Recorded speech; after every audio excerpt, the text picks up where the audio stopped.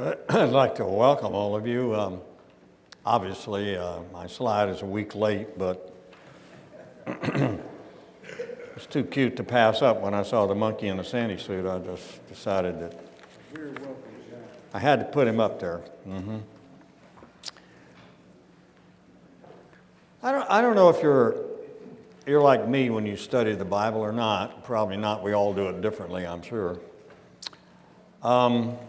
Like to find a quiet place, sit down and reflect about it quite a bit. I always ask myself, what is this writer trying to say? What is the purpose of sitting down and writing this? So I was thinking that way about Jacob, or James as we call him, and I thought, I try to see him probably in Jerusalem. The big, important person in that church in Jerusalem, a large church, bigger than any that Russ put up there on the board today. Several thousand people, but probably met in home churches, obviously, because they didn't have a place big enough for that many people. And James is disturbed. He's disturbed about some things he's seen. He's disturbed about some visits he's made to different churches, obviously. So he's thinking about writing this letter, and I don't know to what extent the Holy Spirit intervenes here and says, I don't think the Spirit says, hey, James, take a letter. I don't see that happening because the style of the writers is all very different. So the Holy Spirit doesn't override anyone's style, but uses that person in their own style, in their own background to convey the message. So that's an interesting thing. Maybe he gets up and looks out the window. Maybe he's dictating this to some scribe, because that was a common practice. We see Paul doing that with Tertius and so forth. Maybe Peter with Silvanus. And he's thinking, you know, what's the root of the problem that we have? Our attitude is not good in our churches like it ought to be. It's not as friendly or as outgoing, or there's something, jealousies and fighting among people that ought to know better. Teachers are fighting with one another over position and prestige. And our families aren't communicating well. There's kind of a negative attitude. How can I get at the root? No doubt prayed about it. No doubt. He finally decides that there's so much to do with positive communication. We are that species of creatures that speaks. Now, people tell me dolphins talk and all, but I haven't really had a good conversation with one. I don't know what they want. What would they ask for? How about another fish, Bob? Maybe it would, not be terribly profound. I don't know. Maybe it would be. Who knows? But still, I talk to my dogs all the time. I've tried Spanish, English, German, and none of it seems to work. So I don't think they speak any of those languages. Ann says they speak dog, whatever that is, so I haven't learned dog yet. Although I bark at them a few times, it doesn't seem to make much difference. So I'd take it as human beings, there's something quite powerful going on in the terms of communication. So how to get at the root of this? What is really wrong? What could be worked on or straightened out? Now, there's something James says at the outset of his letter that lets me know that this is the track he's going to work on. And so he puts up this idea right away. There is the double-minded person. I ask myself what double-minded means. And somebody said, well, it's like having two thoughts or two priorities at the same time, and they're both equally important to you. And you don't know which one you should follow. So one day you follow one day you follow another. So maybe on Sunday you follow the one that says follow God, and maybe on Monday you follow the one that says follow the world. But you never have really gotten that straightened out, and that seems to be what he's looking at. So that creates instability, and out of instability comes all sorts of bad communication. Instability in a relationship will create a lot of blaming and accusing, and it's your fault, not my fault, look what you did last year. And you've always, and we generalize and stereotype, well, people like you are just that way. And why do we do that? Well, we do that because we're unstable. And why are we unstable? Because we don't have a good pattern of communication. But basically, we have more than one priority. We have dedicated our lives to more than one priority. And it doesn't really seem to work for the Christian very well. It's almost as if Jesus was right when he said, you can't follow God and mammon. You can't have loyalties like that divide you. And so there's some sort of attitude, I suppose you could say, that's causing this. So James wants to get to the root of it if he can, and because he knows how influential and powerful good communication can be. What an impact it can make in the world. Good communicators have always made a powerful impact, some for good and some for ill. The people who got up and like Martin Luther King and made I Have a Dream speech, united many people in a powerful cause. There was another man who got up earlier in the century and before a nation of people said, Ein Reich, Ein Volk, Ein Führer. And thousands of people followed him into hell itself. Adolf Hitler. So this is important because we are the only species who's capable of really doing this. Now, James has used the analogy, as we've seen earlier, of the horse and the ship and the fire, right? The horse that is of no value unless it is controlled. The ship that needs to have a helmsman that understands how to go in the right direction, or you end up in China rather than England. And the fire, which says a lot of power here, but much care and much responsibility has to go into it. And so our communication ability also has much power, but without care and responsibility can burn down many people's lives like a great forest fire will destroy. So as we think about this, James takes on again the mighty muscle, which the tongue, he uses the metaphor of the tongue. He actually means the power of speech rather than this little piece of muscle that you got stuck between your upper and lower teeth. But that's the metaphor for it. So let's take a look. Now, let's review for a moment. Here's what he kind of said. Tongue has a tendency. Now think, in my speech, myself, my ego, I like to point to my accomplishments. And you like to point to my other attainments, which are negative. So I got to defend myself, so I up the rhetoric, right? We up the volume. So many conversations become who's got the higher volume. James doesn't see anything really good in there. There's a lot of wild things going. It's almost as if, it's like a tornado. And when this goes on, it's not just Muhammad Ali that's doing this, but when we get to doing it, whether it's subtly, and how hard it is not to remind people how great we are, right? They need to know that, because otherwise we may be underutilized. We may not rise. If you don't toot your own horn, it's a squeaking gate that gets the oil. We don't like to do that. And we sort of hope God will take care of that for us, but God's a little slow about this PR business sometimes. Doesn't always push you out front, so you got to push yourself a little bit. So what happens? When do you go over the line? When does it become too much? When does the writer of Proverbs says something, let another praise you, not yourself? Yeah, good advice, but not very realistic in today's world. So how do we look at this? Well, James says if you think about it, the destructive power of communication can be so great, it's like some kind of hellish arson, set on fire by hell itself. Wow, that's kind of a scary metaphor when I start thinking about that. Instead of communicating the power of God, I'm now incinerating people with the power of Satan.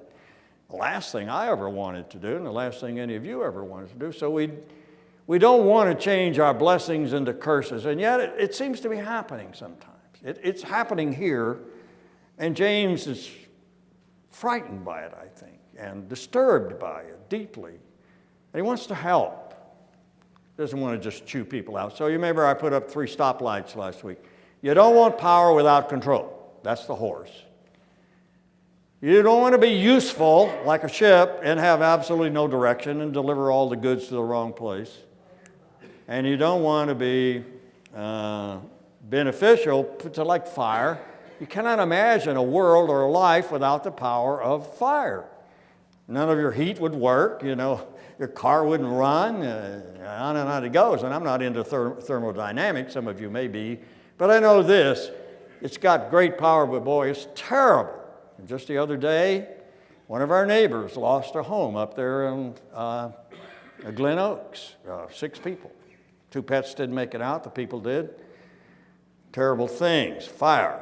No doubt built to heat the house, but destroys because there's some element of irresponsibility in some way.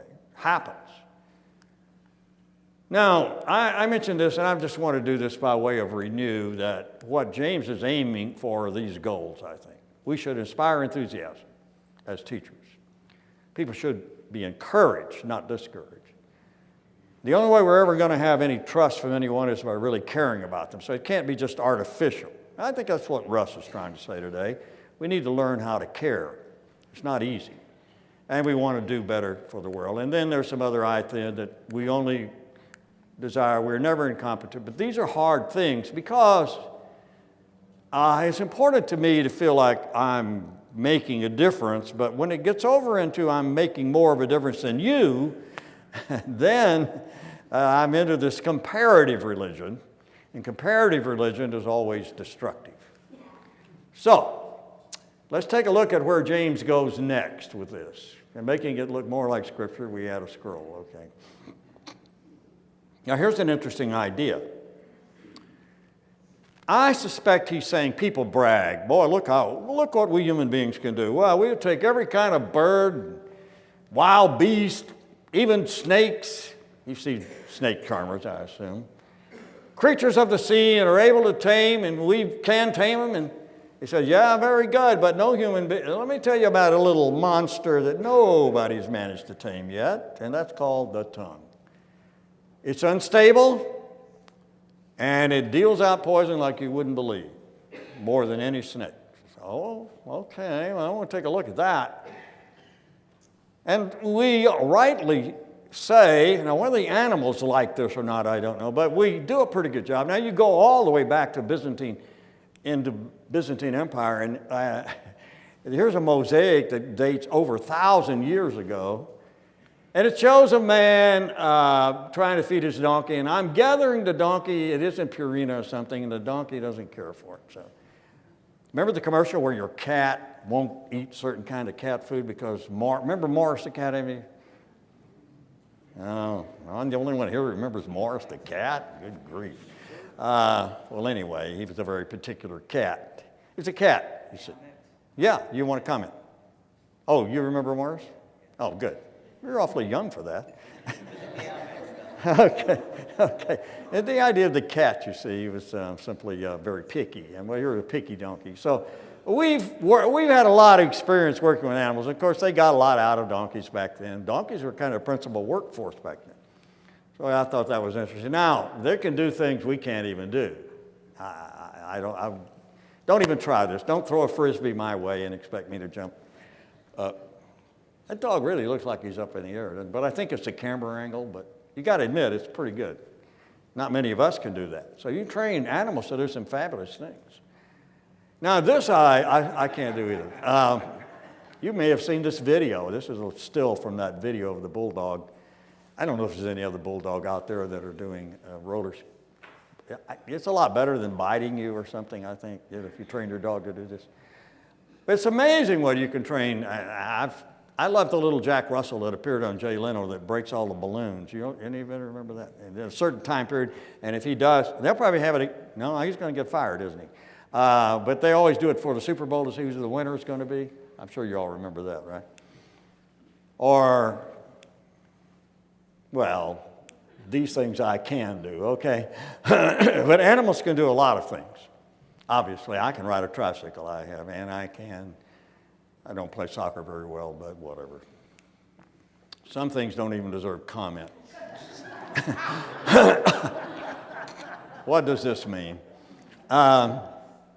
Obviously, this man values this lamb or whatever it is. What is it anyway? It's a goat? Okay. Well, obviously they're very close. So,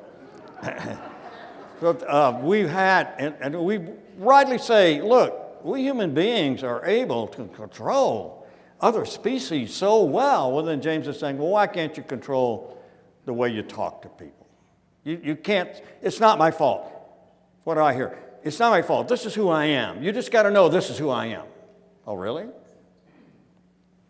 That's interesting. James seems to feel like there's some hope that there might be some change. Well, I thought about that, and then there's some danger, though, if you mess around with animals. I saw this sign. I have never tried this. Here's the warning in Afrikaans and in English, so those of you who speak Afrikaans can watch out for it. But never ridden an ostrich, never intend to. But, some people can get hurt. Like, I've always worried about people who do lion taming. Are they really tame? Or the tiger? Sometimes it turns out not so tame. And so you run risk. But the thing is, we take a lot of joy in being able to show our power over nature. But yet, James would say, look, there's something very important going on in you that you're not taking much attention to. So maybe now we can even brag about training robots. This is a little robot Honda makes called a Simo, and he can bring you things. It costs you a lot of that money to run him, but he could bring you something, I suppose, if you wanted something. And that's the future, we believe. So that's kind of pride in human ability to develop and control things. And yet, James would say, there's that very important part of your being that you're not paying much attention to. Let's go back and take a look at what he has to say about that. Okay, I flipped two flips. Okay, back. There we go. Okay, now here's the next part. Now this is inconsistent. He said, "We bless the Lord, but we curse our fellow human beings." Now I don't think he's meaning here that salty language, particularly like we use in the Marine Corps, but actually calling down a curse on someone, like a real bona fide curse. But we can extend that, which I guess it's really the same thing when you say, why you, whatever. And he said, look how inconsistent that is. And so he develops that idea of the inconsistency of communication that isn't, and that goes back to the unstable thing we looked at earlier.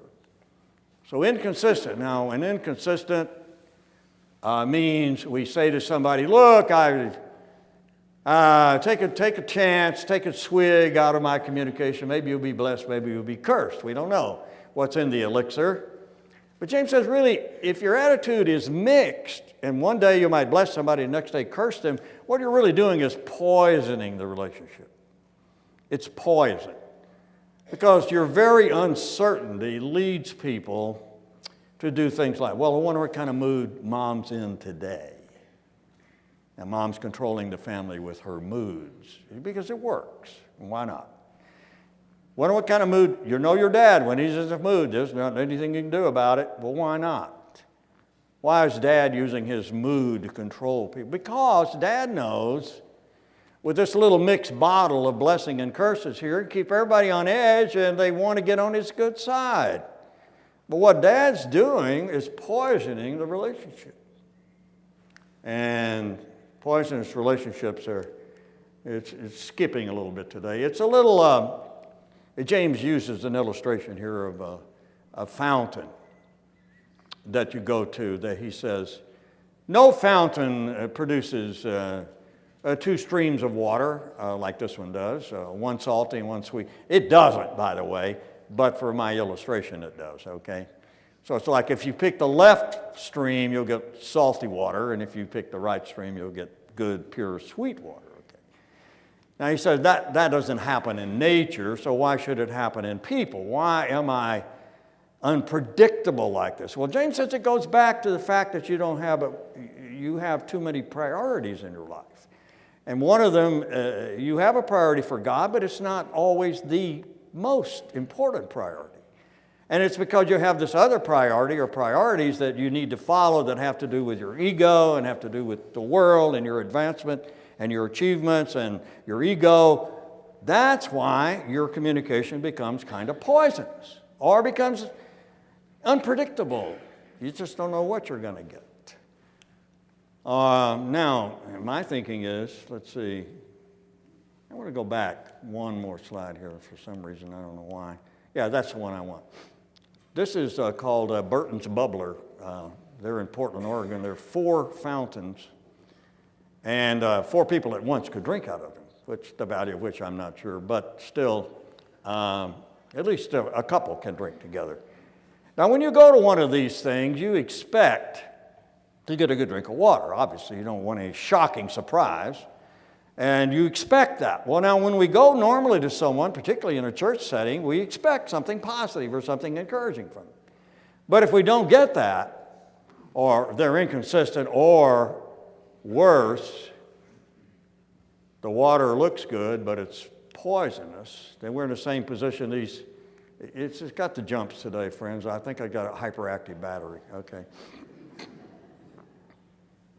And I was reading in the paper the other day that 300,000 people in West Virginia awakened to the fact their water had been poisoned by the effluent from a chemical company that had put some kind of strange poison into the water, so that only thing you could do with it is flush the toilet, which would fit in with what we heard earlier in the sermon, before the sermon, about the toilet, right? And the commode, and so we have here, boy, that looks like a really good drink of water, and I'm really thirsty, but it'll kill you. Now, when your communication gets to that level where it's poisonous, then obviously there's a whole lot of work needs to be done. And we say, well, yeah, I agree, that is really a serious problem. And so it is a problem, right? Here's a problem. Somebody like Rodney could solve this in a couple of minutes, but I couldn't. I know what you're thinking. You're solving the problem. That's not fair. He's got to solve the problem before this. I better get the slide off of here before he solves it. Okay. But obviously the young lady is a little puzzled because sometimes when you have a really hard problem, you don't know exactly where to go with. Now, this is that kind of problem. Some problems are a little easier, like a pothole. You may have a hard time getting somebody out to fix one, but the fixing itself is not that big a deal. Some things are more complicated than that, though. And apparently the communication paradigm is one of the most difficult problems to solve in any setting. So we need to recognize the gravity and the difficulty of it and not stop thinking that it's easy. Oh, it's just easy to talk. Yes, it's easy to talk, but it's not easy to talk constructively. It's a skill you have to master. All right. Now, James comes out and says this: no person can tame the tongue. And you can turn into stone trying. No, I don't know if you've ever thought about how difficult this really is.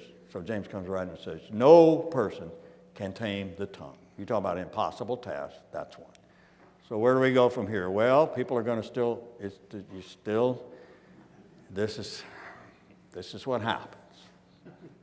You just say, well, we can't control it, so let's not worry about it. Let's just chew each other to bits. Let's poison each other. Now, that's no way to live. And that's no way to have a church. James was disappointed because he expected when people showed up at church, they would be encouraged. And instead, they find themselves in some kind of sniping war about who's the best teacher, or well, why don't you do this? And you're discouraged. You walk out discouraged. You know, even Paul says in 1 Corinthians 11 that you don't come together for the better, but for the worse. In other words, their assemblies left people worse off than when they came in the door. If you've ever been to a church like that, you know you feel robbed spiritually. Something's been taken out of you, taken away from you. You don't, does this couple have potential to discover a way through this morass and through this poison? When you do everything in your power to think of something to hurt the other, then you're using this powerful gift called communication only in a destructive way. There's got to be a way out. What could that way be? How could there be? And so people just fight on, but we need a solution. We need a real solution, don't we? We don't need a placebo.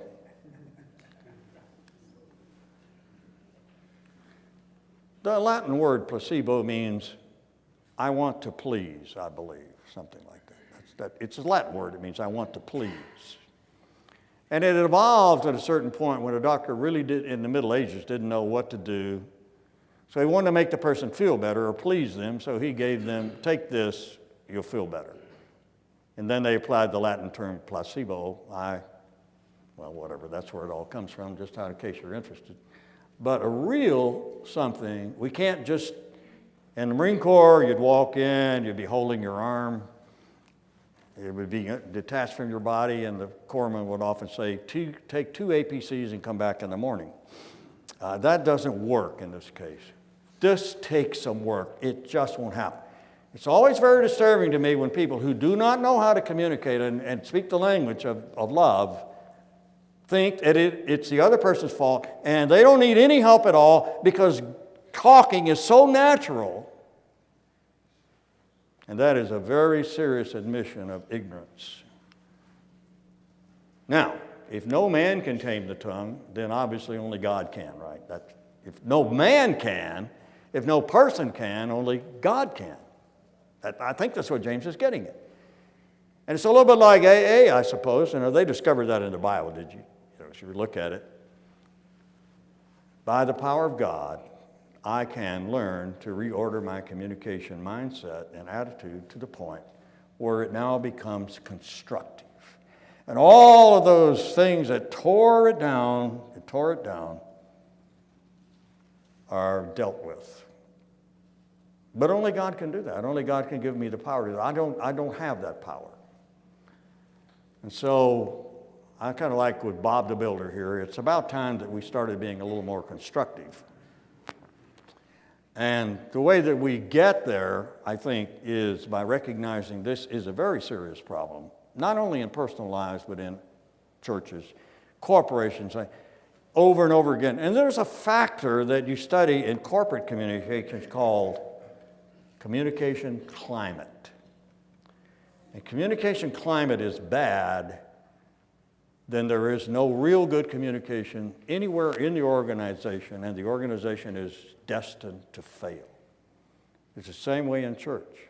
Its communication climate is not godly and not encouraging. It will fail because it is being motivated more by the fire of hell itself, James would say, than by God's good love and good intentions. Why did God bother then to get in touch with us? He must have had confidence that we would act in ways that would let His communication find root in our hearts so that it then might be shared with others as well. Maybe in some ways that's our number one job, is to speak an encouraging word. And like the old song, where never was heard a discouraging word, that would be nice. But it would be a wonderful goal to have so that somebody like James doesn't have to sit down and say, we've got to clean all this poison up before anybody can even take a good drink anymore. That's what they got to do in West Virginia. They got to clean a lot of poison up before you can have a good drink of water. That's a lot of work, my friends. But the problem is that deep and that widespread to where it must be addressed, I think. Well, I don't know if I'm letting you go earlier or not. I've sort of lost all sense of time. I've been done in. But this will give you an opportunity to go to a restaurant and be in a better mood because you'll meet some other people there. And you won't be that mean old Christian that doesn't tip anybody. But whatever. God bless you all.